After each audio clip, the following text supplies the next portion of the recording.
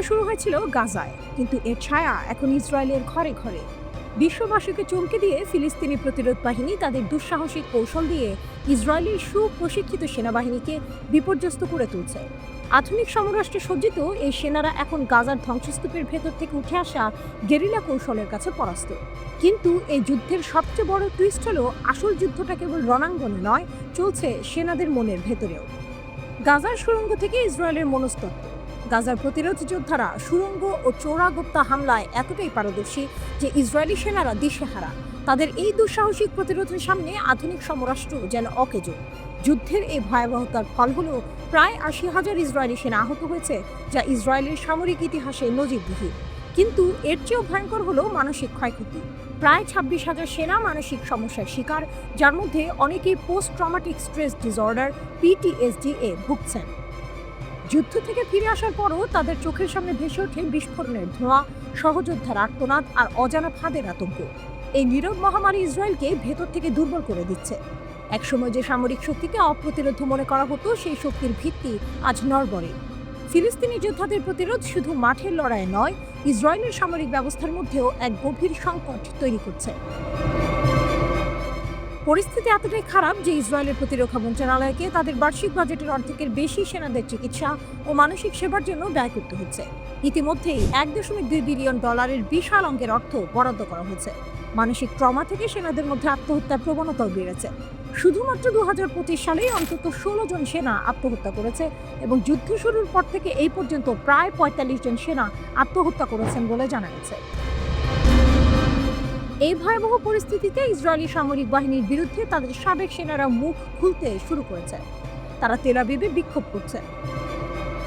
Israeli লেখক ও বিশ্লেষক Ephraim এর মতে, এটি একটি নীরব মহামারী যা গাজার যুদ্ধ শেষ হয়ে গেলে আরও বিপজ্জনক হয়ে উঠবে।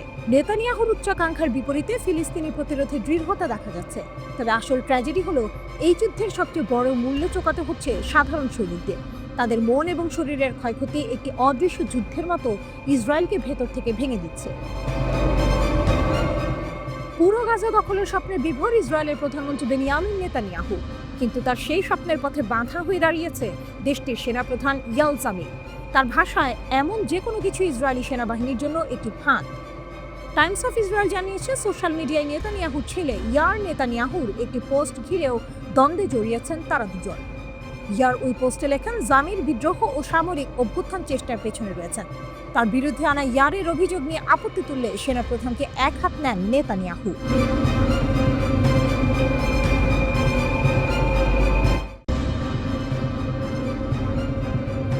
লেবাননের অগ্নিগর্ভ পরিস্থিতি, হিজবুল্লাহর নতুন হুঁশিয়ারি, মধ্যপ্রাচ্যের ভূ রাজনীতির আকাশে আবার ঘনিয়ে আসছে কালো মেঘ। ইসরায়েল এবং লেবাননের মধ্যে দীর্ঘদিন ধরে চলা উত্তেজনার পারদ আবারও চলছে। এক নীরব যুদ্ধবিরতির আড়ালে চলছে এক স্নায়ু যুদ্ধ। এই যুদ্ধবিরতি যে কোনো মুহূর্তে ভেঙে যেতে পারে, আর সেটির স্পষ্ট ইঙ্গিত দিয়েছে হিজবুল্লাহ। লেবাননের উপপ্রধান নাইম কাসেমের বক্তব্য অনুযায়ী, ইসরায়েলি ডিফেন্স ফোর্স IDF যদি লেবাননের অভ্যন্তরে তাদের অভিযান বাড়ানোর চেষ্টা করে, তাহলে ক্ষেপণাস্ত্র হামলা আবার শুরু হবে। এই হুমকি এক নতুন বাস্তবতার ইঙ্গিত দিচ্ছে। হিজবুল্লাহ স্পষ্ট করে জানিয়ে দিয়েছে যে তারা কোনো ধরনের চাপে নিজেদের অস্ত্র ত্যাগ করবে না। বিতর্কিত পাহাড়গুলো থেকে ইসরায়েল যতক্ষণ না সরে যাচ্ছে, ততক্ষণ হিজবুল্লাহ তাদের সামরিক শক্তি ধরে রাখবে। এই পাহাড়গুলো হিজবুল্লাহকে ইসরায়েলের উত্তর সীমান্ত শহরগুলোর উপর নজরদারি এবং হুমকি দেওয়ার কৌশলগত সুবিধা দেয়। কাসেম আরও বলেছেন, ইসরায়েল আমেরিকার রাজনৈতিক চাপের সুযোগ নিয়ে সীমিত আগ্রাসন চালাচ্ছে, কিন্তু পূর্ণাঙ্গ যুদ্ধে যেতে তারা ভয় পাচ্ছে। কারণ তারা জানে যে যদি একটি সর্বাত্মক যুদ্ধ শুরু হয়, তাহলে লেবাননের সেনাবাহিনী এবং জনগণ ঐক্যবদ্ধ হয়ে দেশকে রক্ষা করবে এবং ইসরায়েলি ভূখণ্ডে ক্ষেপণাস্ত্রের আঘাত হানবে। গত 8 মাসে তারা যে সমস্ত নিরাপত্তা ব্যবস্থা বাস্তবায়ন করেছে, তা 1 ঘন্টার মধ্যে অকার্যকর হয়ে যাবে। কাসেমের এই মন্তব্য ইসরায়েলের সামরিক প্রস্তুতি নিয়ে একটি বড় প্রশ্ন তৈরি করেছে। একদিকে যখন হিজবুল্লাহ ইসরায়েলের বিরুদ্ধে কঠোর অবস্থান নিচ্ছে, তখন লেবাননের মন্ত্রিসভা হিজবুল্লাহ নিরস্ত্রীকরণ নিয়ে আলোচনা করার প্রস্তুতি নিচ্ছে। প্রায় 14 মাস ধরে চলা যুদ্ধের পর লেবানন বর্তমানে আমেরিকার পক্ষ থেকে তীব্র চাপের মধ্যে আছে। মার্কিন যুক্তরাষ্ট্রের মধ্যস্থতায় হওয়া যুদ্ধবিরতির পর তাদের প্রধান লক্ষ্য এখন হিজবুল্লাহকে নিরস্ত্র করা। সরকারের খসড়া পরিকল্পনা অনুযায়ী এই বছরের শেষের আগে লেবাননের সেনাবাহিনীকে হিজবুল্লাহর কাছ থেকে অস্ত্র সংগ্রহের একটি পরিকল্পনা তৈরি করতে বলা হয়েছে। এই পরিকল্পনা অনুযায়ী দেশের সামরিক এবং নিরাপত্তা বাহিনীর বাইরে কারো কাছে কোনো অস্ত্র থাকবে না।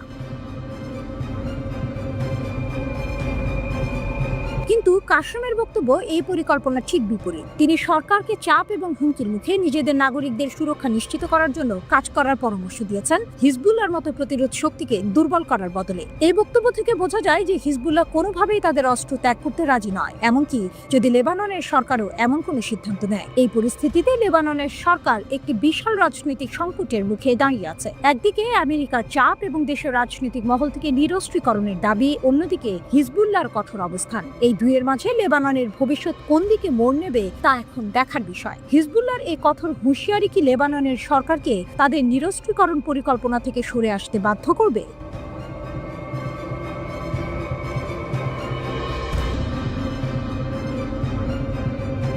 ভোর হচ্ছে, তবে পূর্ব দিগন্তে সূর্য নয়, উঠেছে যুদ্ধের কালো মেঘ। চারিদিকে শুধু রণক্ষেত্রের গন্ধ। মার্কিন প্রেসিডেন্ট ডোনাল্ড ট্রাম্প এক চালবাজ দাবারের মতো রাশিয়ার নাকের ডগায় 2টি পারমাণবিক সাবমেরিন এনেছেন। তার হুঙ্কার 8ই আগস্টের মধ্যে সবকিছু শান্ত না হলে ফল ভালো হবে না। কিন্তু রাশিয়া তো আর চুপ করে বসে থাকার পাত্র নয়। ট্রাম্পের হুমকির জবাবে পুতিনের সহচর সাবেক প্রেসিডেন্ট দিমিত্রি মেদভেদেভ গর্জে উঠেছেন। তিনি ট্রাম্পের এই আলটিমেটামকে হুমকি এবং যুদ্ধের দিকে পদক্ষেপ বলে অভিহিত করেছেন। আর এরপর থেকেই দাবার চাল পাল্টে গেছে। পারমাণবিক অচলাবস্থা, রাশিয়ার পাল্টা চাল। রাশিয়া তার পারমাণবিক ক্ষেপণাস্ত্রের উপর থেকে সমস্ত নিষেধাজ্ঞা তুলে নিয়েছে। ক্রেমলিন ঘোষণা করেছে এখন থেকে মস্কো আর আইএনএফ যুগের ক্ষেপণাস্ত্র পাল্লার বিধিনিষেধ মেনে চলতে বাধ্য নয়। অর্থাৎ তারা এখন 500 থেকে 5500 কিলোমিটার পাল্লার মধ্যে ভূমি থেকে উৎক্ষেপণযোগ্য ক্ষেপণাস্ত্র যে কোনো মুহূর্তে মোতায়েন করতে পারে। এই ঘটনার জন্য রাশিয়া সরাসরি মার্কিন যুক্তরাষ্ট্র এবং ন্যাটোকে দায়ী করেছে। তাদের বক্তব্য, পশ্চিমারা তাদের নিরাপত্তা বিঘ্নিত করছে এবং কৌশলগত ভারসাম্য নষ্ট করার চেষ্টা করছে।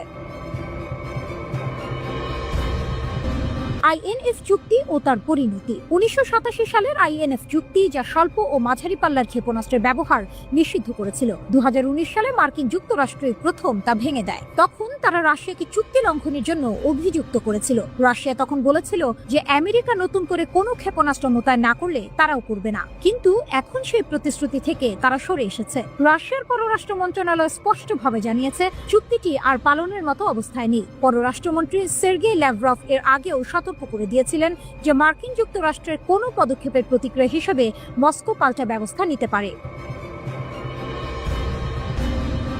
ডেড হ্যান্ড ও রাশিয়ার শক্তি। মেদভেদেভ শুধু কথাই বলেননি, তিনি রাশিয়ার পারমাণবিক সক্ষমতার কথাও উল্লেখ করেছেন। তিনি তুলে ধরেছেন তাদের ভয়ঙ্কর ডেড হ্যান্ড ব্যবস্থার কথা। এই স্বয়ংক্রিয় পারমাণবিক ব্যবস্থাটি এতটাই শক্তিশালী যে যদি রাশিয়ার সমস্ত রাজনৈতিক নেতৃত্ব ধ্বংস হয়ে যায়, তাহলেও এটি পারমাণবিক আক্রমণের জবাব দিতে সক্ষম। এই পদক্ষেপগুলো কেবল কথার কথা নয়, ন্যাটো সীমান্তের কাছে যে কোনো সময় ক্ষেপণাস্ত্র মোতায়েন হতে পারে। এর আগে প্রেসিডেন্ট ভ্লাদিমির পুতিন ও পররাষ্ট্রমন্ত্রী সের্গেই ল্যাভরভও ইঙ্গিত দিয়েছিলেন যুক্তরাষ্ট্র ও ন্যাটোর উস্কানিমূলক পদক্ষেপ অব্যাহত থাকলে রাশিয়াকে ক্ষেপণাস্ত্র মোতায়েন সংক্রান্ত বিধিনিষেধ তুলে নিতে হতে পারে। গত ডিসেম্বর মাসে রাষ্ট্রীয় সংবাদ সংস্থা রিয়া নভস্তিকে দেয়া সাক্ষাৎকারে লাভরভ বলেন, একতরফা স্থগিতাদেশ কার্যত অকার্যকর হয়ে পড়েছে এবং তা প্রত্যাহার করা হবে। তিনি তখন অভিযোগ করেন যুক্তরাষ্ট্র অত্যন্তপূর্ণভাবে রাশিয়া ও চীনের সতর্কতা উপেক্ষা করে বিশ্বের বিভিন্ন অঞ্চলে ইতোমধ্যেই এই শ্রেণীর অস্ত্র মোতায়েন শুরু করেছে।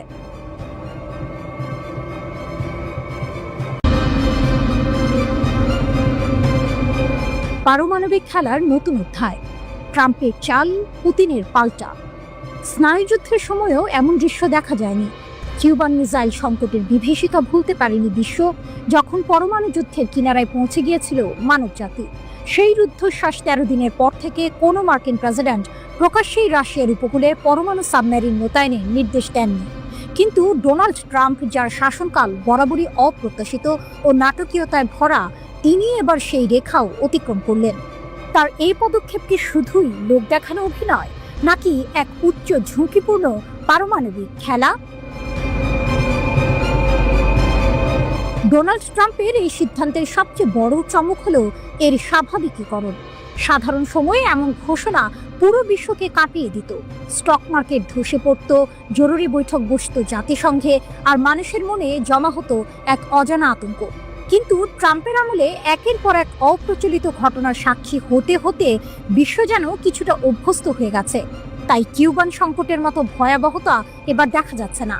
কিন্তু এর মানে এই নয় যে ঝুঁকি নেই, বরং ট্রাম্পের এই পদক্ষেপ পরমাণু উত্তেজনার সিঁড়িতে এক নতুন এবং সম্ভবত বিপজ্জনক ধাপের জন্ম দিয়েছে।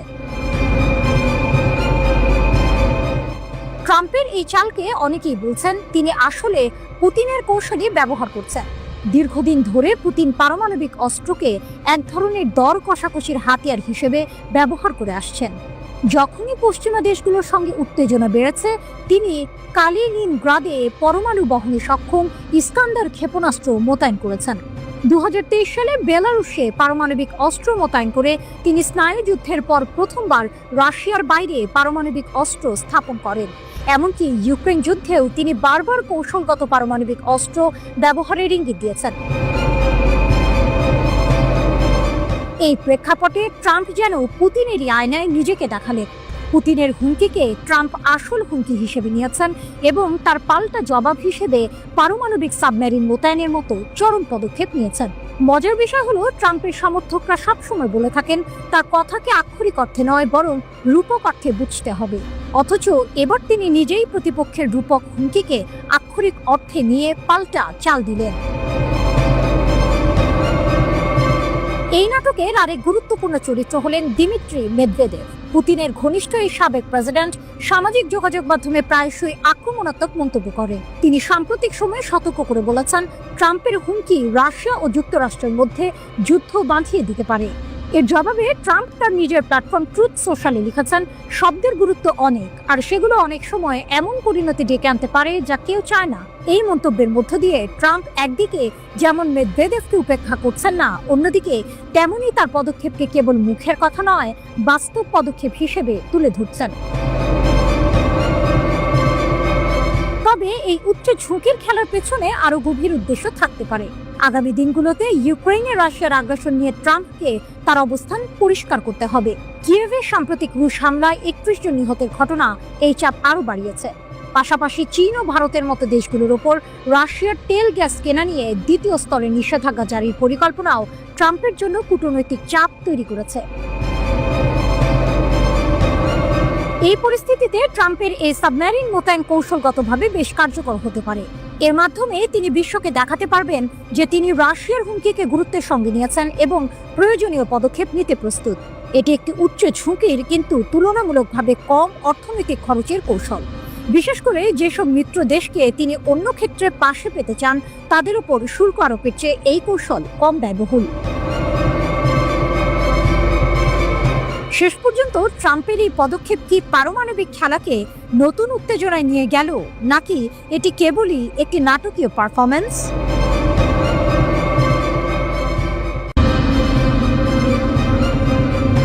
মধ্যপ্রাচ্যের আকাশে নতুন অধ্যায়। রুশ ঢালে অপ্রতিরোধ ইরান। তেল আবিব থেকে ওয়াশিংটন, বিশ্বের তাবড় তাবড় সামরিক হেডকোয়ার্টারের মনিটরে ভেসে ওঠা একটি লাল বিন্দু সব হিসেব উল্টে দেবে। এতদিন যে ইসরায়েলি F-35 স্টেলথ ফাইটারকে আকাশের অপ্রতিরোধ শিকারী বলে মনে করা হতো, সেটিই এখন শিকারে পরিণত হবে। ইরানের মরুভূমির আকাশে এক নীরব প্রহরী জেগে উঠেছে, যার অদৃশ্য জাল ভেদ করা প্রায় অসম্ভব। খেলা ঘুরে গেছে। ইরানের পারমাণবিক কর্মসূচির প্রাণকেন্দ্র ইস্পাহানের আকাশ এখন আর আগের মতো নেই। গত 26 জুলাই মরুভূমির বুক চিরে যখন একটি মিসাইল আকাশে গর্জে উঠল, তখন তা শুধু একটি পরীক্ষা ছিল না, ছিল মধ্যপ্রাচ্যের ক্ষমতার ভারসাম্যে একটি ভূ রাজনৈতিক ভূমিকম্পের ঘোষণা। এটি ছিল রাশিয়ার কিংবদন্তি তুল্য S-400 ট্রায়াঙ্গ এয়ার ডিফেন্স সিস্টেমের প্রথম অপারেশনাল পরীক্ষা, যা এখন ইরানের হাতে। মস্কোর এই পদক্ষেপ নিছক কোনো সামরিক চুক্তি নয়, এটি একটি মাস্টার স্ট্রোক। অত্যন্ত গোপনে রাশিয়ান Il-76 পরিবহন বিমানে করে এই মারাত্মক সিস্টেমের বিভিন্ন অংশ তেহরানে এসে পৌঁছায়। রাশিয়া আনুষ্ঠানিকভাবে মুখে কুলুপ এঁটেছে, যা এই ঘটনাকে আরও রহস্যময় এবং ভয়ঙ্কর করে তুলেছে। S-400 শুধু একটি মিসাইল সিস্টেম নয়, এটি প্রায় 400 কিলোমিটার পর্যন্ত বিস্তৃত এক দুর্ভেদ্য দুর্গ। এর রাডার এতটাই শক্তিশালী যে মার্কিন ও ইসরায়েলিদের অহংকার F-35 স্টেলথ জেটের ছায়াও তার চোখ এড়াতে পারবে না। এর মানে হলো ইরানের আকাশে হামলা চালানোর চিন্তা এখন দুঃস্বপ্নের নামান্তর। ইরানের আকাশসীমায় প্রবেশ করার অর্থ এক অদৃশ্য মৃত্যু ফাঁদে পা দেয়া। কিন্তু প্রশ্ন হলো, রাশিয়া হঠাৎ কেন তার সবচেয়ে উন্নত প্রতিরক্ষা ব্যবস্থা ইরানকে দিল? এখানেই লুকিয়ে আছে আসল টুইস্ট। এটি কোনো উপহার নয়, বরং ইরানের এক শীতল প্রতিশোধ এবং ভূ রাজনৈতিক দাবা খেলার চূড়ান্ত চাল। বেশ কিছুদিন ধরেই রাশিয়ার কাছ থেকে Su-35 যুদ্ধ বিমান পাওয়ার কথা ছিল ইরানের, কিন্তু মস্কো সেই প্রতিশ্রুতি পূরণে দেরি করছিল। সহ্য করতে না পেরে তেহরান তার ধৈর্যের শেষ সীমায় পৌঁছে যায়। তারা মস্কোকে একটি স্পষ্ট বার্তা দেয়, হয় প্রতিশ্রুত যুদ্ধ বিমান দিন, না হলে আমাদের আকাশ রক্ষার জন্য আরও শক্তিশালী কিছু চাই। চাপের মুখে রাশিয়া তার তুরুপের তাস S-400 ইরানের হাতে তুলে দিতে বাধ্য হয়। এটি প্রমাণ করে ইরান এখন আর রাশিয়ার দাবার ঘুঁটি নয়, বরং নিজেই একজন শক্তিশালী খেলোয়াড়, যে প্রয়োজনে রাশিয়ার মতো পরাশক্তিকেও তার দাবি মানতে বাধ্য করতে পারে। এই একটি পদক্ষেপের মাধ্যমে ইরান এবং রাশিয়া যৌথভাবে মধ্যপ্রাচ্যে নিজেদের শক্তির এক নতুন বলয় তৈরি করেছে। ইরানের হাতে এখন এমন এক ঢাল যা তার পারমাণবিক স্থাপনাগুলোকে যে কোনো হামলা থেকে রক্ষা করবে। অন্যদিকে রাশিয়া তার মিত্রকে শক্তিশালী করে এই অঞ্চলে মার্কিন ও ইসরায়েলি প্রভাবকে সরাসরি চ্যালেঞ্জ জানিয়েছে। মধ্যপ্রাচ্যের দাবা বোর্ডের পুরনো সব চাল এখন অচল। বিশ্ব এখন রুদ্ধশ্বাসে অপেক্ষা করছে এই নতুন চালের জবাবে ইসরায়েল এবং আমেরিকা তাদের পরবর্তী পদক্ষেপ কি নেয়। তবে একটি বিষয় স্পষ্ট, ইরানের আকাশ আর কারো খেলার মাঠ নয়।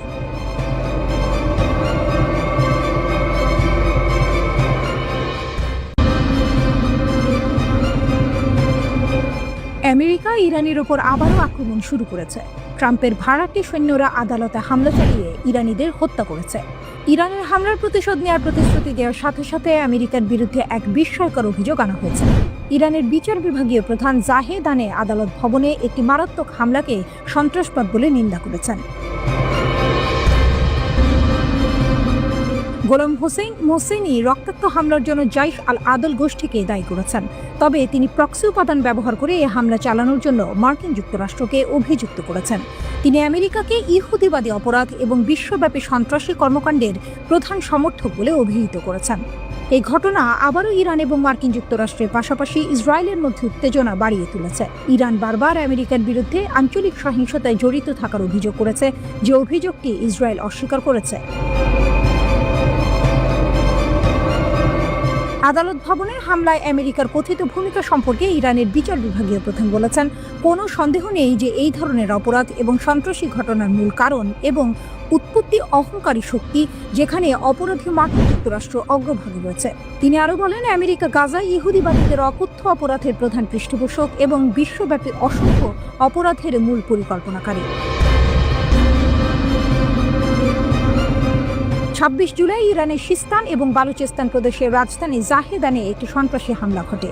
ইরানের রাষ্ট্র পরিচালিত IRNA সংবাদ সংস্থার মতে 5 জন বেসামরিক নাগরিক সহ কমপক্ষে 10 জন নিহত হয়েছেন। প্রেস টিভির প্রতিবেদন অনুসারে এই হামলায় 2 ডজনেরও বেশি মানুষ আহত হয়েছেন। দক্ষিণ পূর্ব ইরানের বিচার বিভাগীয় ভবনে অজ্ঞাত বন্দুকধারীরা গুলি চালিয়েছে। ইরানি মিডিয়া জানিয়েছে যে এই ঘটনার সময় 3 জন হামলাকারীও নিহত হয়েছে। সোশ্যাল মিডিয়ায় ফুটেজে পুলিশ এবং সন্ত্রাসীদের মধ্যে তীব্র বন্দুকযুদ্ধ দেখা গেছে। এরপরে সন্ত্রাসীরা ভবনে গ্রেনেড ছুড়ে মারে। এ হামলার দায় স্বীকার করেছে জৈশ আল আদল সন্ত্রাসী গোষ্ঠী। এদিকে ইরানের 3টি পারমাণবিক স্থাপনায় সামরিক হামলা চালানোর মাত্র কয়েক সপ্তাহ পরেই ফের তেহরানকে হুমকি দিয়েছেন মার্কিন প্রেসিডেন্ট ডোনাল্ড ট্রাম্প। তিনি বলেছেন, ইরান যদি পারমাণবিক সমৃদ্ধকরণ কর্মসূচি চালিয়ে যায় তাহলে আমরা একে দ্রুত ধ্বংস করে দেব। পারমাণবিক সমৃদ্ধকরণ নিয়ে তেহরানের অবস্থানের প্রতিক্রিয়ায় এই হুঁশিয়ারি দেন মার্কিন প্রেসিডেন্ট। এর আগে তেহরান জানায় তারা বেসামরিক উদ্দেশ্যে পারমাণবিক সমৃদ্ধকরণ চালিয়ে যাবে। ট্রাম্প বলেন, তাদের এটা করা উচিত নয়। আমরা তাদের পারমাণবিক সম্ভাবনা ধ্বংস করে দিয়েছি, তারা আবার শুরু করতে পারে। যদি তারা তা করে তাহলে আমরা এটিকে তত দ্রুত ধ্বংস করে দেব, এত দ্রুত যে আপনি আঙুল তুলতে পারবেন না। ট্রাম্পের বিবৃতির পর ইরানের পররাষ্ট্রমন্ত্রী আরাকচি বলেন, ইরান কখনো হুমকি এবং ভয় দেখানোর ভাষায় সাড়া দেবে না। তিনি জানিয়েছেন, ইরানে যদি আবার আক্রমণ করা হয় তবে আরও সিদ্ধান্তমূলক প্রতিক্রিয়া জানাতে দ্বিধা করবে না।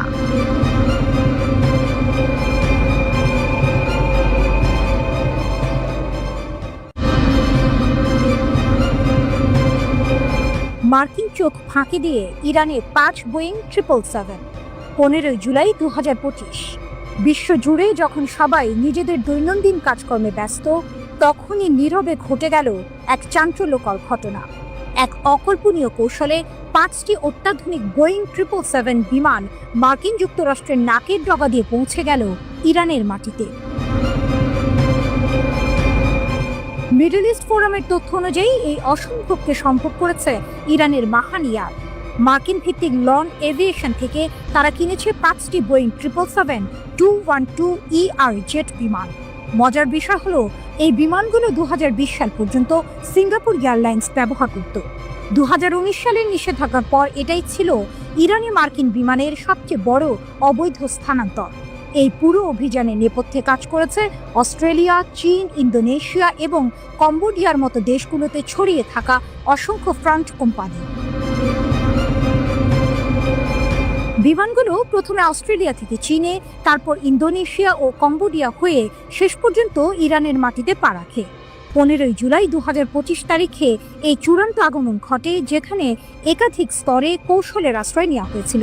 এমনকি মাদাগাস্কারের একটি শেল কোম্পানি জাল নিবন্ধন দিয়ে বিমানের আসল উৎস এবং মালিকানা গোপন করার চেষ্টা করে। স্যাটেলাইটের চোখে ধরা পড়ল লুকোচুরি। এই গোপন মিশন অবশ্য পুরোপুরি গোপন থাকেনি। স্যাটেলাইট চিত্রগুলি পরিষ্কারভাবে দেখিয়ে দিয়েছে বিমানগুলো ইরানের মাশহাদ, জাহেদান এবং চাবাহারে অবতরণ করেছে। আশ্চর্যের বিষয় হলো, চাবাহার বিমানবন্দর সাধারণত সামরিক ও লজিস্টিক কাজে ব্যবহৃত হয়। বিমানগুলো অবতরণের কয়েক ঘন্টার মধ্যেই তাদের অস্থায়ী নিবন্ধন এবং মার্কিংগুলো দ্রুত সরিয়ে ফেলা হয়, যেন কোনো প্রমাণ না থাকে। ইরানের জন্য এক কৌশলগত জয়। এই নতুন বোয়িং 777 বিমানগুলো মাহান ইয়ারের পুরনো A340 বহরের তুলনায় অনেক বেশি জ্বালানি সাশ্রয়ী এবং দীর্ঘ পাল্লার। এর ফলে ইরান এশিয়ার দূরপাল্লার রুটে এই বিমানগুলো ব্যবহার করতে পারবে, এমনকি নিষেধাজ্ঞা এড়াতে ইয়াজদ এয়ারওয়েজের কাছে লিজও দিতে পারবে। এই ঘটনা নিঃসন্দেহে ইরানের দীর্ঘপাল্লার বিমান বহরকে আরও শক্তিশালী করল এবং সরাসরি আন্তর্জাতিক শাস্তি এড়াতে সাহায্য করল। সবথেকে চাঞ্চল্যকর বিষয় হলো, এই জেটগুলো একটি মার্কিন কোম্পানি থেকে এসেছিল এবং একাধিক দেশের মধ্য দিয়ে গিয়েছিল, কিন্তু কোনো দেশে এর জন্য শাস্তির সম্মুখীন হয়নি। মার্কিন প্রতিরোধের ক্ষয় এক অশনি সংকেত। প্রতিবেদনে বলা হয়েছে, মার্কিন যুক্তরাষ্ট্র এই পুরো নেটওয়ার্কটিকে আটকাতে বা অবৈধ নিবন্ধন রুটগুলো বন্ধ করতে সম্পূর্ণ ব্যর্থ হয়েছে। ইন্দোনেশিয়ার মতো কিছু দেশের বিরুদ্ধে অতীতেও ইরানের বিমান চোরাচালানে সহায়তা করার অভিযোগ উঠেছে, কিন্তু তাদের বিরুদ্ধে কোনো ব্যবস্থা নেওয়া হয়নি। মিডল ইস্ট ফোরামের প্রতিবেদন অনুযায়ী এটি মার্কিন প্রতিরোধের ক্ষয় এবং ক্রমবর্ধমান ইরানি দায়মুক্তি দেখাচ্ছে। এই ঘটনা কি কেবল একটি বিমান হস্তান্তরের গল্প, নাকি এটি আন্তর্জাতিক ভূ রাজনীতিতে এক নতুন মোড়ের ইঙ্গিত দিচ্ছে, যেখানে পরাশক্তির নিয়ন্ত্রণ দুর্বল হয়ে পড়ছে এবং ইরানের আঞ্চলিক শক্তিগুলো নিজেদের প্রভাব বাড়াচ্ছে? এই প্রশ্নই এখন বিশ্বজুড়ে আলোচনার কেন্দ্রে।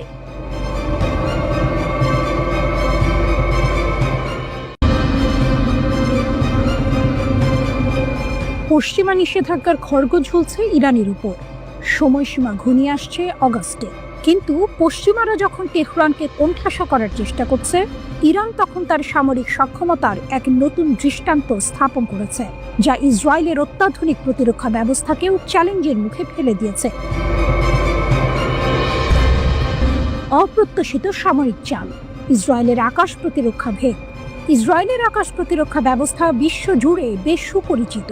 যুক্তরাষ্ট্রের সহায়তায় গড়ে ওঠা এই 4 স্তর বিশিষ্ট প্রতিরক্ষা ব্যবস্থা, যার মধ্যে রয়েছে অ্যারো 3, অ্যারো 2, ডেভিড স্লিং এবং আয়রন ডোম, যে কোনো ক্ষেপণাস্ত্র হামলা প্রতিহত করতে সক্ষম বলে দাবি করা হয়। কিন্তু অপারেশন ট্রু প্রমিস 3-তে ইরান দেখিয়ে দিয়েছে এই ব্যবস্থাতেও ফাঁক থাকতে পারে। আগে ইরান সাধারণত রাতে ব্যাপক আকারে ক্ষেপণাস্ত্র হামলা চালাতো, কিন্তু এবার তারা কৌশল বদলেছে। দিনের বেলায় ছোট ছোট নির্ভুল হামলা চালিয়ে ইসরায়েলের প্রতিরক্ষা ব্যবস্থার প্রতিক্রিয়া পর্যবেক্ষণ করেছে। হামলার পাল্লা, গতিপথ এবং সময় পরিবর্তন করে ইরান ইসরায়েলের প্রতিরক্ষা ব্যবস্থাকে তার সর্বোচ্চ সমন্বয় ক্ষমতার বাইরে নিয়ে যেতে বাধ্য করেছে। ইসরায়েলি ক্ষেপণাস্ত্র বিশেষজ্ঞ কালিস্কির ভাষায়, তারা ইসরায়েলি প্রতিরক্ষা ব্যবস্থাকে বিচ্ছিন্ন করার চেষ্টা করেছে। সবচেয়ে বড় চমক ছিল ইসরায়েলের ফাত্তা-1 হাইপারসনিক ক্ষেপণাস্ত্রের ব্যবহার। এটি শব্দের চেয়ে 10 গুণেরও বেশি গতিতে আঘাত হানতে সক্ষম এবং এর ওয়ারহেড আলাদা হতে পারে, যা এটিকে ট্র্যাক করা আরও কঠিন করে তোলে। ইসরায়েলের সবচেয়ে উন্নত ইন্টারসেপ্টর যেমন অ্যারো-3 এবং ডেভিড স্লিং তত্ত্বীয়ভাবে এমন ক্ষেপণাস্ত্র আটকাতে সক্ষম হলেও ফাত্তা-1 ইসরায়েলের 4টি প্রতিরক্ষা স্তর ভেদ করে লক্ষ্যবস্তুতে আঘাত হানতে সক্ষম হয়েছে।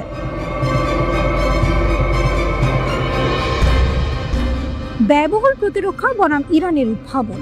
এই হামলার ফলে ইসরায়েলের ইন্টারসেপ্টরের খরচ এবং ঘাটতি প্রকটভাবে সামনে এসেছে। ইসরায়েলকে বাধ্য হয়ে সবচেয়ে বড় হুমকির ক্ষেপণাস্ত্রগুলোকেই কেবল টার্গেট করতে হচ্ছে। এর অর্থ হলো কিছু ক্ষেপণাস্ত্র ইসরায়েলের প্রতিরক্ষা ব্যবস্থা ভেদ করে চলে গেছে। এই ঘটনাগুলো বিশেষ করে সংঘাতের গতি এবং ভৌগোলিক নিয়ন্ত্রণ করার ইরানের ক্ষমতা, কৌশলগত ক্ষমতার ভারসাম্যে একটি উল্লেখযোগ্য পরিবর্তনের ইঙ্গিত দেয়। এমনকি পশ্চিমা বিশেষজ্ঞরাও স্বীকার করতে বাধ্য হয়েছেন যে ইরান পশ্চিমা ক্ষেপণাস্ত্র প্রতিরক্ষা মতবাদের মূল নীতিকে চ্যালেঞ্জ করেছে।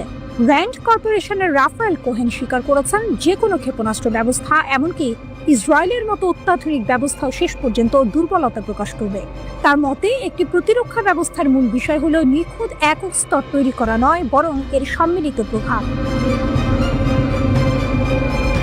কালিস্কি যেমনটি বলেছেন, আমরা উভয়েই শেখার প্রক্রিয়ায় আছি। তারা তাদের আক্রমণ উন্নত করার চেষ্টা করছে আর আমরা আমাদের প্রতিরক্ষা।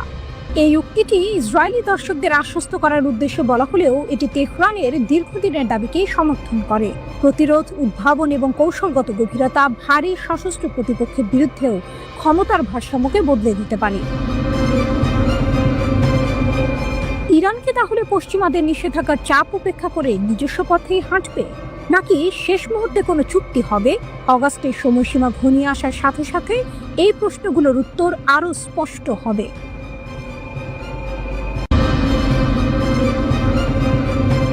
গাজায় ইসরায়েলি বাহিনীর বাড়তি ক্ষয়ক্ষতি, প্রতিরোধ বাহিনীর জোরালো কৌশল।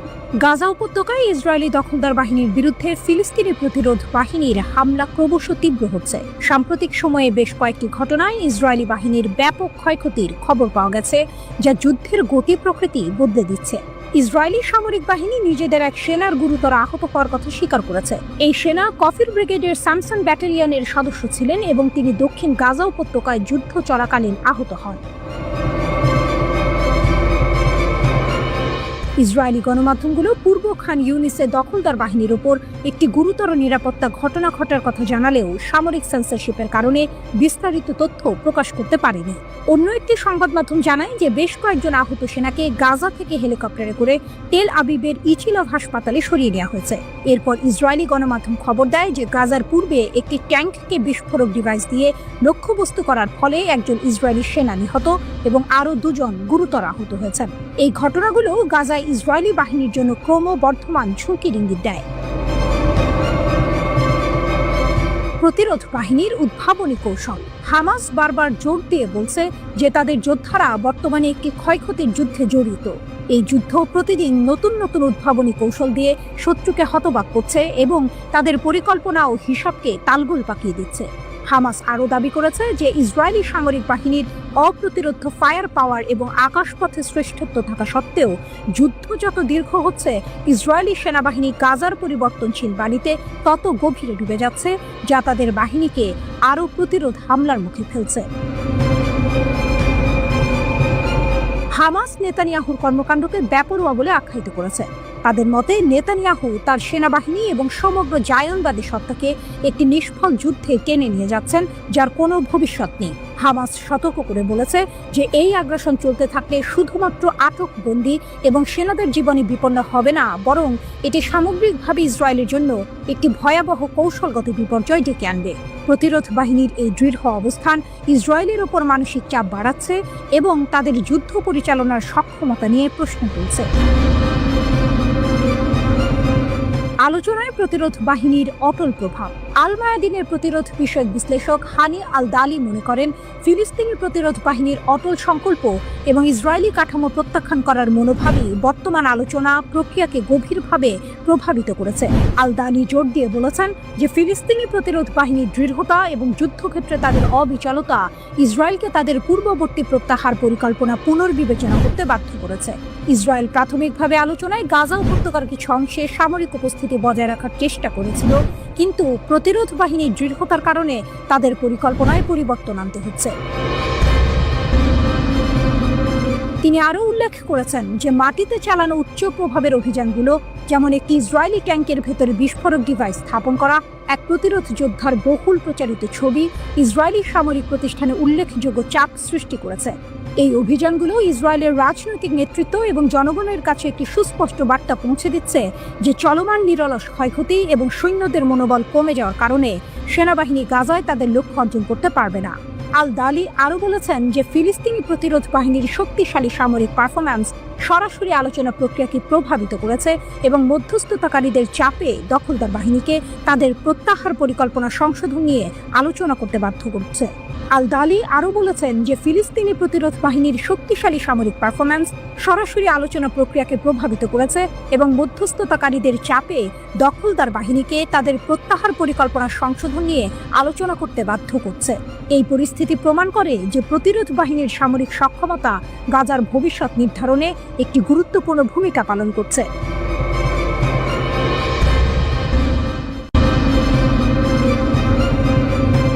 ইসরায়েল পাকিস্তানের ছায়াযুদ্ধ, কার পালা এবার? মিডল ইস্ট আইয়ের বিশ্লেষণ। গত জুনে যখন ইসরায়েল ইরানে হামলা চালালো, সারা বিশ্ব স্তম্ভিত হয়ে দেখল কিভাবে পশ্চিমা গণমাধ্যম সেই বাস্তবতাকে উল্টে দিয়ে ইরানকে হুমকি হিসেবে ঘোষণা করল। কিন্তু এই ঘটনার শীতল প্রশ্নটি হলো, এবার কার পালা? পাকিস্তানের প্রতিরক্ষামন্ত্রী খাজা আসিফ ঠিকই বলেছেন, মুসলিম দেশগুলোকে এখন ঐক্যবদ্ধ হতে হবে, নইলে সবার পালা আসবে। এটা নিছকই কোনো কূটনৈতিক আক্ষেপ নয়, বরং এক ভয়াবহ সতর্ক সংকেত। পশ্চিমাদের এখন আর জাতিসংঘের প্রস্তাব লাগে না। সংবাদ মাধ্যমের শিরোনাম, অর্থনৈতিক অবরোধ আর বয়ান নির্মাণের যুদ্ধ, এসবই এখন তাদের নতুন কৌশল। যদি তাতেও কাজ না হয়, তাহলে ইসরায়েলের মতো আগাম ধারণার ভিত্তিতে হামলা চালানো যাবে। প্রধানমন্ত্রী বেনিয়ামিন নেতানিয়াহু আসলে মুখ ফসকে সত্যিটাই বলে দিয়েছেন যখন তিনি পারমাণবিক অস্ত্রধারী বেয়ারা মুসলিম দেশগুলোর শাসকের কথা বলেন। ইরাককে বোমা মেরে ধ্বংস করা হয়েছে, লিবিয়াকে নিরস্ত্র করা হয়েছে, আর এখন ইরানকে গলা টিপে মারার চেষ্টা চলছে। কিন্তু পাকিস্তানই কেন শেষ সীমান্ত? কারণ পাকিস্তান শুধু একটি দেশ নয়, এটি পশ্চিমা ও জায়নবাদী আধিপত্যের বিরুদ্ধে এক কৌশলগত, আদর্শগত এবং প্রযুক্তিগত প্রতিরোধের প্রতীক। পশ্চিমা বিশ্বের জন্য এটি এক কাঁটা, যা তাদের বিশ্ব ব্যবস্থার জন্য চূড়ান্ত বিপদসীমা। সম্প্রতি ভারতের টাইমস অফ ইন্ডিয়ার একটি প্রতিবেদন ছড়িয়েছে, যেখানে দাবি করা হয়েছে পাকিস্তান নাকি এমন আন্তঃমহাদেশীয় ক্ষেপণাস্ত্র তৈরি করছে যা যুক্তরাষ্ট্র পর্যন্ত পৌঁছাতে সক্ষম। মজার ব্যাপার হলো, এর জন্য কোনো নিশ্চিত প্রমাণ দরকার নেই, সামান্য ইঙ্গিতই সন্দেহ ছড়ানোর জন্য যথেষ্ট। ঠিক যেমন 2001 সালে ঝাপসা স্যাটেলাইট ছবি দিয়ে ব্যাপক বিধ্বংসী অস্ত্রের গল্প ফেঁদে ইরাকের ওপরে ঝাঁপিয়ে পড়া হয়েছিল, ঠিক তেমনই পাকিস্তানের পারমাণবিক সক্ষমতাকে এখন বৈশ্বিক বোঝা হিসেবে দেখানো হচ্ছে। কিন্তু এই গল্পের সবচেয়ে বড় টুইস্ট হলো, পশ্চিমা সমস্যা আসলে পাকিস্তানের কাজকর্ম নিয়ে নয়, বরং পাকিস্তান যা কিছু প্রতিনিধিত্ব করে তা নিয়ে। পাকিস্তান একটি ইসলামী প্রজাতন্ত্র, একটি পারমাণবিক শক্তিধর দেশ এবং চীনের মিত্র। এই তিনের সম্মিলনই পশ্চিমের চোখে পাকিস্তানকে এক অস্থিতিশীল এবং উগ্রবাদের প্রতি সহানুভূতিশীল রাষ্ট্র হিসেবে চিত্রিত করে, যারা পারমাণবিক যুদ্ধ শুরু করতে মুখিয়ে আছে। অথচ মজার বিষয় হলো, পাকিস্তান তার 7 দশকের ইতিহাসে কখনোই কোনো ধর্মভিত্তিক দলকে নির্বাচনের মাধ্যমে ক্ষমতায় আনেনি। অন্যদিকে ভারত এমন একজনকে উৎসাহের সঙ্গে ক্ষমতায় বসিয়েছে, যিনি 2002 সালের গুজরাট গণহত্যার সময় মুখ্যমন্ত্রী ছিলেন। অভিযোগ আছে তিনি সে সময় চোখ বন্ধ করে রেখেছিলেন। সেই নরেন্দ্র মোদী এখন এমন একটি দলের নেতৃত্ব দিচ্ছেন যা প্রকাশ্যেই একটি হিন্দু জাতীয়তাবাদী রাষ্ট্র গঠনের কথা বলে, যেখানে মুসলমান ও অন্যান্য সংখ্যালঘুদের প্রান্তিক করে তোলা হবে। এরপরও ব্রিটিশ ও পশ্চিমা সংবাদ মাধ্যম ভারতকে এখনও যুক্তিবাদী রাষ্ট্র ও গণতন্ত্রের বাতিঘর হিসেবে দেখে। গত এপ্রিলে পেহেলগামী হিন্দু তীর্থযাত্রীদের উপর হামলার পর ভারত যখন পাকিস্তানের সম্পৃক্ততার কোনো বিশ্বাসযোগ্য প্রমাণ ছাড়াই সীমান্ত পার হয়ে সামরিক অভিযান শুরু করল, পশ্চিমা সংবাদ মাধ্যম অনেকটাই দিল্লির বয়ানকে প্রশ্নহীনভাবে গ্রহণ করে। এর বিপরীতে পাকিস্তানি কর্মকর্তাদের বৈরিতাপূর্ণ সাক্ষাৎকারের মুখোমুখি হতে হয়। এখানে এক অঘোষিত কিন্তু স্পষ্ট যুক্তি কাজ করে। হিন্দু জাতীয়তাবাদী রাজনীতি যতই সহিংস হোক না কেন তা রাজনৈতিক পছন্দ হিসেবে বৈধতা পায়, কিন্তু ইসলামপন্থী রাজনীতি ক্ষমতার ধারে কাছে না থাকলেও তাকে অস্তিত্বের হুমকি হিসেবে দেখা হয়। তাহলে পশ্চিমের এই দ্বিমুখী নীতির কারণ কি? এর মূল কারণ হলো পাকিস্তান তাদের প্রতিষ্ঠিত বিশ্ব ব্যবস্থার বিরোধিতা করে। এটি কেবল পারমাণবিক শক্তিধর মুসলিম দেশ নয়, এটি চীনেরও মিত্র। আর এই তিনটি বৈশিষ্ট্যই পশ্চিমের চোখে পাকিস্তানকে এক ভিন্ন মাত্রার হুমকি হিসেবে দাঁড় করিয়েছে। তাই এবার কার পালা? এই প্রশ্নের উত্তরটা হয়তো আমাদের ধারণার চেয়েও বেশি জটিল এবং গভীর।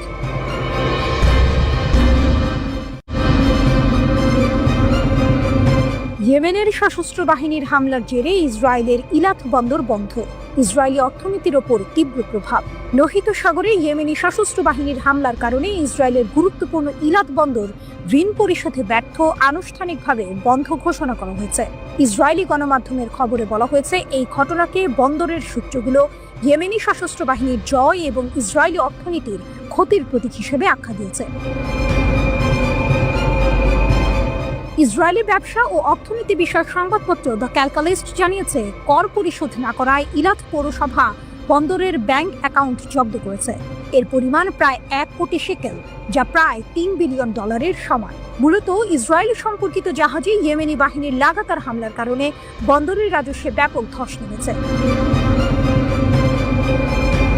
ইসরায়েলের শিপিং অ্যান্ড পোর্টস অথরিটি জানিয়েছে, চলমান সংঘাতের কারণে ইলাত বন্দর আর্থিক সংকটে পড়েছে। ইলাত পৌরসভা তাদের কাছে থাকা ঋণের জন্য বন্দরের সমস্ত ব্যাংক অ্যাকাউন্ট জব্দ করেছে। এর ফলস্বরূপ শিপিং অ্যান্ড পোর্টস অথরিটি একটি নোটিশ জারি করে জানিয়েছে, ইলাত বন্দর বন্ধ থাকবে এবং এর সমস্ত কার্যক্রম স্থগিত করা হবে। ভূমধ্যসাগরের আশদোদ এবং হাইফা বন্দরে জাহাজ চলাচল অব্যাহত থাকলেও ইলাত বন্দরের আয় 2023 সালের 212 মিলিয়ন শেকেল থেকে কমে 2024 সালে মাত্র 42 মিলিয়ন শেকেলে নেমে এসেছে। এটি প্রায় 80% মতো পতন। ইয়েমেনের আনসার আল্লাহ নামে পরিচিত হুথিরা গাজায় ইসরায়েলের সামরিক অভিযানের প্রতিবাদে ইসরায়েল এবং ইসরায়েলগামী জাহাজগুলোতে লোহিত সাগর অঞ্চলে হামলা শুরু করে। গাজায় ইসরায়েলি হামলায় কমপক্ষে 58,000 ফিলিস্তিনি নিহত এবং 1,40,000-এরও বেশি আহত হয়েছে, যাদের বেশিরভাগই নারী ও শিশু। আন্তর্জাতিক দাতব্য সংস্থা সেভ দ্য চিলড্রেন জানিয়েছে, প্রায় 21,000 শিশু নিখোঁজ রয়েছে বলে ধারণা করা হচ্ছে। ডানপন্থী ইসরায়েল বেইতেনু দলের ইসরায়েলি সংসদ সদস্য ওদেদ ফর মিডল ইস্ট আইকে বলেছেন, বন্দর বন্ধ করা ইসরায়েলি সরকারের জন্য লজ্জার প্রতীক। তার মতে, সরকার ইলাতের জাহাজ চলাচলের পথে হুমকি অপসারণ করতে পারেনি, যার ফলে ইসরায়েল রাষ্ট্রের দক্ষিণ বাণিজ্য প্রবেশদ্বারটি কার্যত অকার্যকর হয়ে পড়েছে। তিনি আরও উল্লেখ করেন যে কয়েক মাস ধরে আমরা হুথি হুমকি মোকাবিলায় ব্যর্থতার কারণে ইলাত বন্দরের পতনের বিষয়ে সতর্ক করেছিলাম। ফোর অভিযোগ করেছেন যে সরকার শিপিং লেন বজায় রাখার জন্য দৃঢ় পদক্ষেপ নেওয়ার পরিবর্তে উন্মুক্ত সহায়তার নীতি বাস্তবায়নের মাধ্যমে বন্দরটিকে নীরবে ভেঙে পড়তে দিয়েছে। যুদ্ধের আগে ইলাত বন্দরের প্রধান বাণিজ্য ছিল ইসরায়েলের নতুন গাড়ি খালাস করা। 2023 সালে বন্দরটিতে প্রায় 1,50,000 গাড়ি খালাস করা হয়েছিল এবং 134টি জাহাজ নোঙর করেছিল। কিন্তু 2024 সালে কোনো গাড়ি খালাস হয়নি এবং নোঙর করা জাহাজের সংখ্যা 64তে নেমে এসেছে। এমনকি 2025 সালের মে মাস পর্যন্ত পুরো বছরে মাত্র 6টি জাহাজ বন্দরে নোঙর করেছে। গত মাসে সরকার যুদ্ধের শুরু থেকে জমে থাকা ঋণ মেটাতে বন্দরের জন্য 15 মিলিয়ন শেকেল বা $4.5 মিলিয়ন অনুদান অনুমোদন করেছিল, কারণ বন্দরটিতে কৌশলগত জাতীয় সম্পদ হিসেবে সংজ্ঞায়িত করা হয়েছিল। তবে বন্দরের সূত্রগুলো দ্য ক্যালকালিস্টকে জানিয়েছে যে ইসরায়েলি সরকার তাদের পর্যাপ্ত সহায়তা দেয়নি।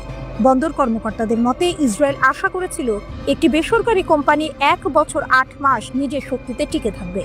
বন্দরের একটি সূত্র দ্য ক্যালকালিস্টকে ক্ষোভ প্রকাশ করে বলেছে, এটা ভয়াবহ।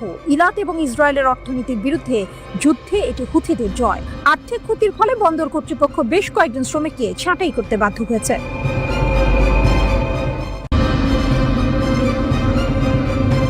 আকাশে সাইরেনে রাখত না। বিমানবন্দরে বন্ধ হলেও বিমান চলাচল।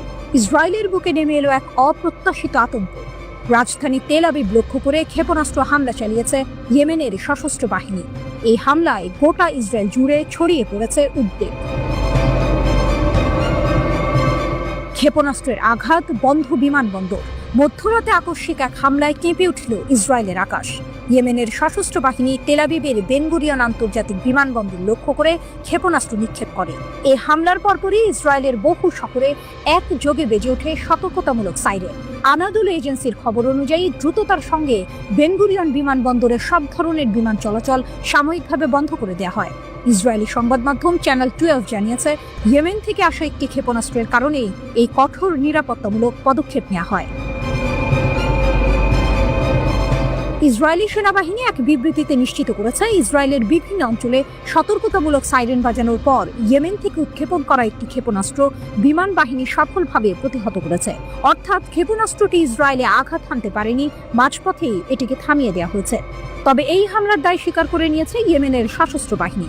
গোষ্ঠীটির সামরিক মুখপাত্র ইয়াহিয়া সারি এক টেলিভিশন ভাষণে জানান, বেন গুরিয়ন বিমানবন্দর লক্ষ্য করে তারা প্যালেস্টাইন 2 নামের একটি হাইপারসনিক ব্যালিস্টিক ক্ষেপণাস্ত্র নিক্ষেপ করেছে। তিনি বলেন, এই অভিযান ছিল একটি গুণগত সামরিক পদক্ষেপ যা সরাসরি বিমানবন্দরের দিকে পরিচালিত হয়েছে। ইয়েদিয়ত আহরোনট সংবাদপত্রের তথ্যমতে তেল আবিব, রামাত গান, পেতা তিকভা, জেরুজালেম, হোলন, রিশন লেজিয়ন, বোনেব্রাক, মোডিন এবং রোহবাত সহ ইসরায়েলের বহু গুরুত্বপূর্ণ শহরে সাইরেন বাজানো হয়। সাধারণ মানুষ আশ্রয়স্থলে ছুটতে বাধ্য হন। তবে স্বস্তির এখন পর্যন্ত এই হামলায় কোনো ধরনের ক্ষয়ক্ষতি বা প্রাণহানির খবর পাওয়া যায়নি। ইসরায়েলি প্রতিরক্ষা ব্যবস্থা সফলভাবে কাজ করায় একটি বড় ধরনের বিপর্যয় এড়ানো গেছে। ইয়েমেনি সশস্ত্র বাহিনীর অব্যাহত প্রতিরোধের ঘোষণা। ইয়াহিয়া সারি তার ভাষণে স্পষ্ট জানিয়েছেন, গাজা উপত্যকায় ইসরায়েলি আগ্রাসন ও অবরোধ বন্ধ না হওয়া পর্যন্ত তাদের প্রতিরোধমূলক হামলা অব্যাহত থাকবে। গত মার্চ মাস থেকে ইসরায়েল গাজায় নতুন করে সামরিক অভিযান শুরু করার পর ইয়েমেনি বাহিনী ক্ষেপণাস্ত্র ও ড্রোন হামলা আরও বাড়িয়ে দিয়েছে। 2023 সালের নভেম্বর মাস থেকে তারা লোহিত সাগর, এডেন উপসাগর এবং আরব সাগরে বাণিজ্যিক জাহাজেও হামলা চালিয়ে আসছে। ইয়েমেনের সশস্ত্র বাহিনী দাবি করে, এই হামলাগুলো ফিলিস্তিনিদের প্রতি তাদের সংহতির অংশ হিসেবে চালানো হচ্ছে। গাজার স্বাস্থ্য মন্ত্রণালয় ও আন্তর্জাতিক বিভিন্ন সংস্থার তথ্য অনুযায়ী চলমান ইসরায়েলি হামলায় গাজায় এরই মধ্যে প্রায় 59,000 মানুষ প্রাণ হারিয়েছেন। এই বিপুল সংখ্যক প্রাণহানি ফিলিস্তিন সংহতি আন্দোলনকে আরও জোরদার করেছে, যার প্রভাব হিসেবে ইয়েমেনের সশস্ত্র বাহিনীর মতো গোষ্ঠীগুলো ইসরায়েলের বিরুদ্ধে সরাসরি হামলায় অংশ নিচ্ছে।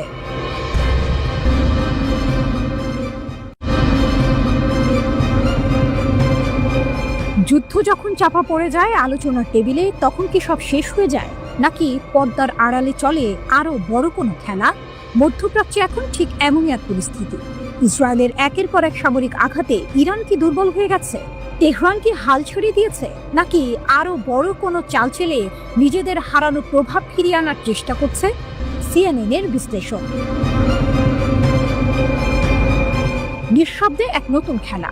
মধ্যপ্রাচ্যের বাতাসে এখন চাপা উত্তেজনা। ইরানের প্রক্সি গ্রুপগুলো যেন নতুন করে জেগে উঠেছে। লোহিত সাগরের গুরুত্বপূর্ণ জলপথ, ইরাকের তেলক্ষেত্র, এমনকি লেবাননের সীমান্তের ওপার থেকে আসছে একের পর এক চাঞ্চল্যকর খবর। মনে হচ্ছে ইরান তার আঞ্চলিক প্রভাব পুনর্গঠনের চেষ্টা করছে, যা গত প্রায় 2 বছরের ধ্বংসাত্মক ইসরায়েলি সামরিক অভিযানে অনেকটাই ক্ষয়প্রাপ্ত হয়েছিল। ওয়াশিংটন ইনস্টিটিউটের সিনিয়র ফেলো মাইকেল নাইটস বলেছেন, ইরান কখনোই তাদের গোষ্ঠীগুলোকে পুনরায় সরবরাহ করা বন্ধ করবে না। এই কথাতেই লুকিয়ে আছে পুরো গল্পের মূল সুর। ইসরায়েল ইরানের গুরুত্বপূর্ণ সামরিক ব্যক্তিত্বদের হত্যা করেছে, এমনকি Islamic revolutionary guard corps IRGC প্রধান হোসেন সালামিকে হারানোর পরও ইরান থেমে নেই। ইয়েমেনের আগুন, লোহিত সাগরের নতুন বিপদ। যুদ্ধের মাত্র 3 দিন পরেই লোহিত সাগরে 750 টন ইরানি ক্ষেপণাস্ত্র এবং সামরিক সরঞ্জামবাহী একটি জাহাজ আটক করা হলো। কি ছিল তাতে? ক্ষেপণাস্ত্র, ড্রোন ইঞ্জিন, রাডার সিস্টেম, সবকিছুই যাচ্ছিল ইয়েমেনের হুথিদের কাছে। মার্কিন সামরিক বাহিনী একে ইয়েমেনের ইতিহাসে বৃহত্তর অস্ত্র আটক হিসেবে আখ্যা দিয়েছে, কিন্তু ইরানি অভিযোগ সম্পূর্ণ অস্বীকার করে একে আমেরিকার প্রতারণামূলক প্রচেষ্টা বলে অভিহিত করেছে। তবে হুথিরা থেমে নেই। সম্প্রতি তারা গ্রিক মালিকানাধীন একটি জাহাজে হামলা চালিয়েছে, যেখানে 4 জন ক্রু সদস্য নিহত, অন্যরা আহত এবং 11 জন নিখোঁজ রয়েছে। কয়েকদিন আগে আরেকটি লাইবেরিয়ার পতাকাবাহী জাহাজে চালকবিহীন নৌকা, ক্ষেপণাস্ত্র এবং ড্রোন ব্যবহার করে হামলা চালানো হয়। কয়েক মাস শান্ত থাকার পর লোহিত সাগরে এই নতুন করে হামলাগুলো কি ইঙ্গিত দিচ্ছে যে ইরান আবার সক্রিয় হয়ে উঠছে? ইরাকের তেলক্ষেত্র, লেবাননের হিজবুল্লাহ, ইরাকের কুর্দি অঞ্চলে ইরান সমর্থিত গোষ্ঠীগুলো তেল উৎপাদনে বিঘ্ন ঘটাচ্ছে। কুর্দি আঞ্চলিক সরকারের একমাত্র কর্মকর্তা অভিযোগ করেছেন, মিলিশিয়াদের দ্বারা ড্রোন হামলার পর মার্কিন কোম্পানি দ্বারা পরিচালিত 2টি সহ 5টি তেলক্ষেত্র ক্ষতিগ্রস্ত হয়েছে। তাদের লক্ষ্য স্পষ্ট, কুর্দিদের অর্থনৈতিকভাবে দুর্বল করা। অন্যদিকে লেবাননের হিজবুল্লাহ গোষ্ঠী, যা একসময় ইরানের সবচেয়ে শক্তিশালী মিত্র ছিল, এখন মারাত্মকভাবে দুর্বল হয়ে পড়েছে। গত বছর ইসরায়েলি হামলায় তাদের সম্মানিত নেতা হাসান নাসরুল্লাহ নিহত হয়েছেন। ডিসেম্বরে সিরিয়ার রাষ্ট্রপতি বাশার আল আসাদের পতনের পর সিরিয়ায় তাদের মূল সরবরাহ পথটিও হারিয়ে গেছে, কিন্তু তবুও ইরান তাদের অস্ত্র সরবরাহ চালিয়ে যাচ্ছে। একজন আঞ্চলিক কর্মকর্তা বলছেন, অবশ্যই ইরানিরা তাদের আলোচনার হাতকে শক্তিশালী করার জন্য তাদের কিছু প্রক্সিকে শক্তিশালী করার চেষ্টা করছে। তবে আরেক সূত্র জানিয়েছে, হিজবুল্লাহ নিজেদের পুনর্গঠিত করার চেষ্টা করছে, কারণ তারা এখন অস্তিত্বের পরিস্থিতিতে রয়েছে। সিরিয়ার নীরব প্রতিরোধ। লেবাননে হিজবুল্লাহকে পুনর্বহাল করার ইরানের প্রচেষ্টা অব্যাহত থাকলেও সিরিয়ার নতুন সরকার ইরানের বিরুদ্ধে কঠোর অবস্থান নিয়েছে। সিরিয়ার স্বরাষ্ট্র মন্ত্রণালয় লেবাননে পাঠানো অস্ত্রের বেশ কয়েকটি চালান আটক করেছে। সম্প্রতি তারা ট্যাঙ্ক বিরোধী কর্নেট ক্ষেপণাস্ত্র পাচারের একটি প্রচেষ্টা ব্যর্থ করেছে, যা শাকসবজি বহনকারী একটি ট্রাকে লুকানো ছিল। ওয়াশিংটন ইনস্টিটিউটের সিনিয়র ফেলো মাইকেল নাইটস বলছেন, আমরা এখনো বিদ্যমান, আমরা অক্ষত, কিছুই পরিবর্তন হয়নি। এই লাইনটি হয়তো ইরানের বর্তমান অবস্থার সবচেয়ে ভালো ব্যাখ্যা। তারা হয়তো ক্ষয়প্রাপ্ত হয়েছে, কিন্তু ভেঙে পড়েনি, বরং পর্দার আড়ালে তারা নিজেদের শক্তি পুনর্গঠনের চেষ্টা করছে, যেন যে কোনো মুহূর্তে তারা আবার পুরনো রূপে ফিরে আসতে পারে।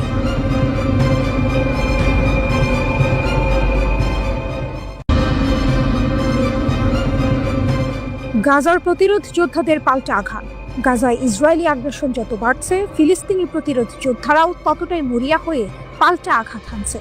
একের পর এক অভিযানে তারা ইসরায়েলি সামরিক স্থাপনা ও সেনাদের লক্ষ্য করে হামলা চালাচ্ছে।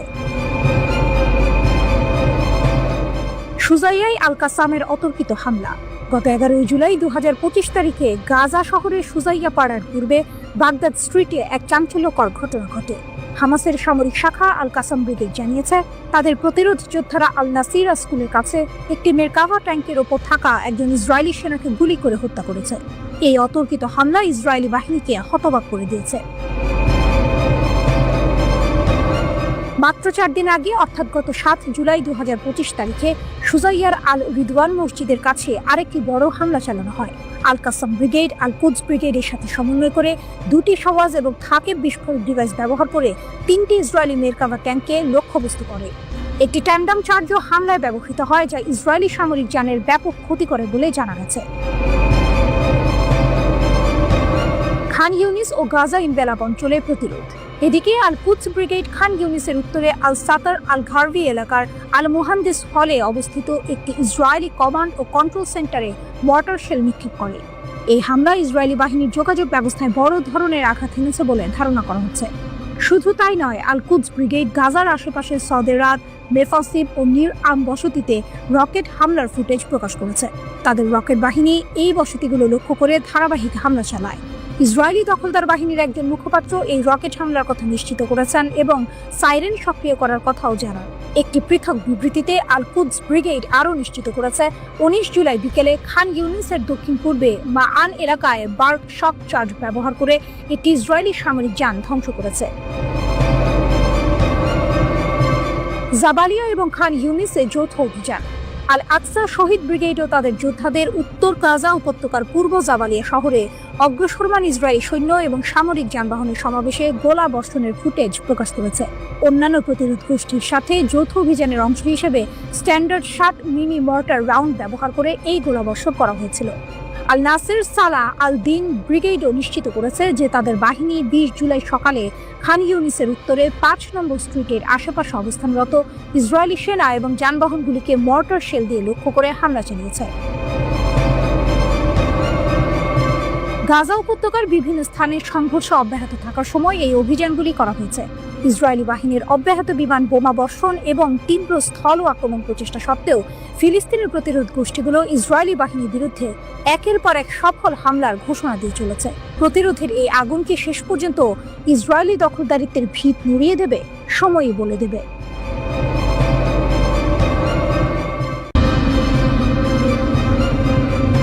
ইসরায়েলের সঙ্গে 12 দিনের সংঘাতের পর ইরান তাদের আকাশ প্রতিরক্ষা ব্যবস্থা মেরামত করে ফেলেছে। দেশটির এক শীর্ষ সেনা কর্মকর্তার বরাত দিয়ে এই খবর জানিয়েছে ইরানের বার্তা সংস্থাগুলো। গত জুনে শুরু হওয়া টানা 12 দিনের এই সংঘাতে ইসরায়েলের বিমান হামলা ইরানের আকাশ প্রতিরক্ষা ব্যবস্থায় ব্যাপক ক্ষতি সাধন করেছিল। তবে ইরান দাবি করছে তারা দেশীয় প্রযুক্তিতে সেই ক্ষতি পুষিয়ে নিয়েছে। মধ্যপ্রাচ্যের বাতাসে এখন বারুদের গন্ধ। জুন মাসের এক ভোর ইসরায়েলের যুদ্ধ বিমানগুলো হঠাৎই ইরানের আকাশসীমায় কালো ছায়া ফেলেছিল। 12 দিন ধরে চলেছিল সেই আকাশ যুদ্ধ। ইসরায়েলের উন্নত F-35 যুদ্ধ বিমানগুলো ইরানের আকাশ প্রতিরক্ষা ব্যবস্থায় আঘাত হানে। ইরানের S-300 এবং নিজস্ব প্রযুক্তিতে তৈরি বাভার 373 প্রতিরক্ষা ব্যবস্থা ব্যাপক ক্ষতিগ্রস্ত হয়। ইরানও বসেছিল না। পাল্টা ক্ষেপণাস্ত্র আর ড্রোন হামলায় ইসরায়েলি ভূখণ্ডেও কাঁপন ধরিয়েছিল তারা। কিন্তু আকাশ যুদ্ধের পাল্লা ইসরায়েলের দিকেই ভারী ছিল। যুদ্ধের ডামাডোলের পর যখন ধুলো উঠছিল তখন সবার চোখ ছিল ইরানের দিকে। তারা কি এই অপ্রত্যাশিত আঘাত সামলে উঠতে পারবে? ইরানের সামরিক বাহিনীর অপারেশন বিভাগের উপপ্রধান মাহমুদ মুজাভি একটি চাঞ্চল্যকর ঘোষণা দিলেন। তিনি জানালেন, আমাদের কিছু আকাশ প্রতিরক্ষা ব্যবস্থা ক্ষতিগ্রস্ত হয়েছিল, এটা লুকানোর কিছু নয়। কিন্তু আমাদের সহকর্মীরা দেশীয় সম্পদ ব্যবহার করে সেগুলোর বদলে আগে থেকে নিরাপদ জায়গায় মজুত রাখা ব্যবস্থা প্রতিস্থাপন করেছেন যেন আকাশসীমা সুরক্ষিত থাকে। এই ঘোষণায় একটি নীরব বিস্ময় লুকিয়েছিল। ইরান কি সত্যি সত্যি এত দ্রুত নিজেদের প্রতিরক্ষা ব্যবস্থা পুনরুদ্ধার করতে পেরেছে? বিদেশি কোনো আকাশ প্রতিরক্ষা ব্যবস্থা আমদানি না করেই তারা কিভাবে এই অসম্ভবকে সম্ভব করল? এখানেই আসল টুইস্ট। ইরান বহু বছর ধরে পশ্চিমা নিষেধাজ্ঞার মুখে নিজস্ব সামরিক সক্ষমতা বাড়াতে জোর দিয়েছিল। তাদের এই সক্ষমতাই এখন ত্রাতার ভূমিকায় অবতীর্ণ হলো। তারা প্রমাণ করল প্রতিকূল পরিস্থিতিতেও তারা নিজেদের পায়ে দাঁড়াতে জানে। আলোচনা টেবিলে নতুন মোড়। আকাশে যুদ্ধের মেঘ কাটতে না কাটতেই আলোচনা টেবিলে নতুন এক মোড়। ইরানের আধা সরকারি বার্তা সংস্থা তাসনিম নিউজ জানিয়েছে, পরমাণু প্রকল্প নিয়ে যুক্তরাজ্য, ফ্রান্স ও জার্মানির সঙ্গে আলোচনায় বসতে পারে তেহরান। ইউরোপের এই 3 দেশ এবং ইউরোপীয় ইউনিয়নের পররাষ্ট্রনীতি বিষয়ক প্রধান কাজা কালাসের সঙ্গে ইরানের পররাষ্ট্রমন্ত্রী আব্বাস আরাকচির বৈঠকের পরে এই খবর সামনে আসে। 2015 সালে ইরানের ইউরেনিয়াম সমৃদ্ধকরণ সীমিত করার জন্য একটি চুক্তি হয়েছিল, যেখান থেকে 2018 সালে যুক্তরাষ্ট্র সরে যায়। এরপর ডোনাল্ড ট্রাম্প নতুন করে ইরানের সঙ্গে চুক্তি করতে চাইছেন। এ নিয়ে 5 দফা বৈঠক হয়েছে। কিন্তু গত মাসে ইসরায়েলের হামলার পর পরবর্তী ধাপের বৈঠক স্থগিত করে তেহরান। এখন আবার আলোচনা টেবিলে ফিরে আসার ইঙ্গিত দিচ্ছে ইরান। ইসরায়েলের হামলার পর যখন সবাই ভেবেছিল ইরান দুর্বল হয়ে পড়েছে, ঠিক তখনই তারা তাদের নিজস্ব সামরিক শক্তির জোরে ঘুরে দাঁড়ালো। মুসাভির কথায় সেই দৃঢ়তা স্পষ্ট। ইরানের এই নিজস্ব প্রযুক্তির ওপর ভরসা করার গল্পই যেন যুদ্ধের পর সবচেয়ে বড় হুক। তারা নতুন করে কোনো বিদেশি প্রতিরক্ষা ব্যবস্থা আমদানি করেনি, বরং নিজেদেরই তৈরি সরঞ্জাম দিয়ে ক্ষতিগ্রস্ত আকাশ প্রতিরক্ষা ব্যবস্থাকে প্রতিস্থাপন করেছে। এই ঘটনা শুধু সামরিক সক্ষমতারই প্রমাণ নয়, এটি ইরানের আত্মনির্ভরশীলতারও এক উজ্জ্বল দৃষ্টান্ত। তারা বুঝিয়ে দিল বাইরের সাহায্য ছাড়াই তারা নিজেদের নিরাপত্তা নিশ্চিত করতে সক্ষম।